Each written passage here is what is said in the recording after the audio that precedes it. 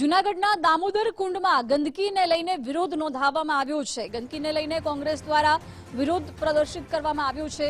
જૂનાગઢના દામોદર કુંડમાં ગંદકીનું સામ્રાજ્ય છે, જેને લઈને કોંગ્રેસે આજે વિરોધ નોંધાવ્યો છે અને દેખાવો કર્યા હતા। દામોદર કુંડમાં ગંદકીને લઈને કોંગ્રેસ દ્વારા દેખાવો યોજવામાં આવ્યા। સૂત્રોચ્ચાર કરી મનપાના ભાજપના શાસકો ઉપર કોંગ્રેસે પ્રહારો કર્યા હતા।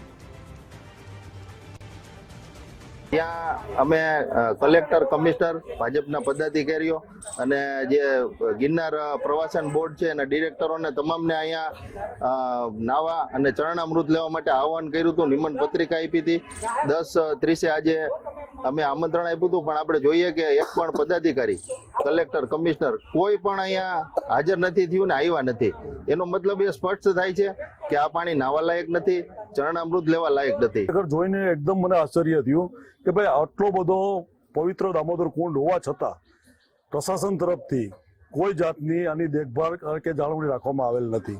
ત્યાર વસ્તુની વસ્તુ જોઈએ, આજે હું મુસ્લિમ સમાજમાંથી આવું છું, મને પોતાને એમ થાય છે કે ઇનકેસ આ વસ્તુ કરવા માટે થઈ ને પ્રશાસનને મારી ગ્રાન્ટની જો જરૂર પડે તેમાં સહભાગી બનવા માટે પણ હું તૈયાર છું।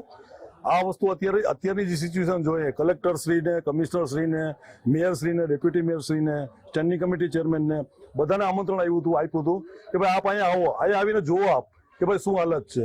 હમણાં ટૂંકા ગાળાના અંદર પવિત્ર શ્રાવણ માસ ચાલુ થવાનો છે, તો આ સિચ્યુએશનના અંદર સુધાર થાય એવું આપના માધ્યમથી હું પ્રશાસનને વિનંતી કરું છું।